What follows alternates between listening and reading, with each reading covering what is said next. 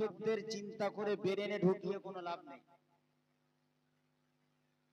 আজ আমাদের দুর্বলতা যে জালিম সরকার বসে রয়েছেন বর্তমানে, জালিম বুঝে নিয়েছে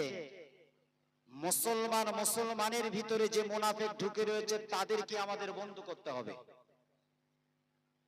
তাদেরকে বন্ধ করতে গেলে আমার কাছে ওয়াকাফ চলে আসবে, আমার কাছে মসজিদ চলে আসবে, আমার কাছে মাদ্রাসা চলে আসবে, আমার কাছে এসআইআর চলে আসবে, আমার কাছে ওয়াকাফ চলে আসবে।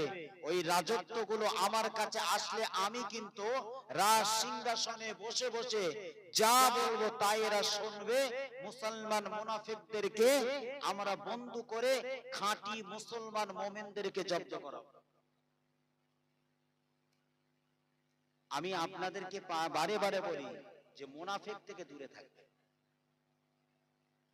এটা পরীক্ষা চলছে আমাদের পৃথিবীর জমিনটা একটা পরীক্ষার মহল। আপনাদের ভয় লাগে নাকি? ভয় পান আপনারা? আল্লাহ পাকের বান্দা মুমিন কখনো ভয় করে?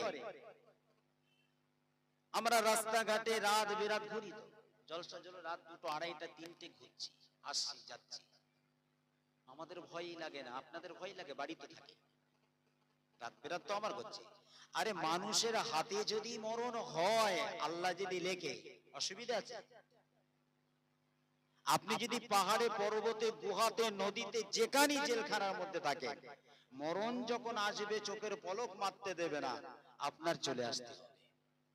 মোমেন তো ভয় করে না, মোমেন জানে এটা জেলখানা, মোমেন জানে এটা আমার জেলখানা। জেলখানার মতন থাকবো বীরের মতন মোমেন ইমানি পাওয়ার নিয়ে, ইমানি পাওয়ার তৈরি করুন। আজ আমাদের অন্তর থেকে নূর চলে যাচ্ছে। কি হচ্ছে? ছেলেগুলো কি বলছে? আল্লাহ পাক আমাকে আপনাকে সকলকে সহি বুঝ দান করুক। সকলে বলুন আমিন। আমার কথার দ্বারায় বলার দ্বারায় যেন দুঃখ নেবেন না। আমি কোনো ভাইকে কষ্ট দেওয়া কথা বলিনি, আমি দ্বীন শরীয়তের কথা বলছি। আগামী যা দিন আসছে খুব ভয়াবহ দিন। যে জালিম সরকার বলেছিল এসআইআর আমার হাতে ছেড়ে দাও, ওয়াকাফ আমার হাতে ছেড়ে দাও, মাদ্রাসা মসজিদ সব আমি নিজ দায়িত্বভাবে কারুর কাছে যেতে দেব না, হস্তক্ষেপ করতে দেব না, সেই জালিম আজ সব কিছু পাশ করার সিদ্ধান্ত নিয়ে কিন্তু পাশ করে দিয়েছে। তথাপিও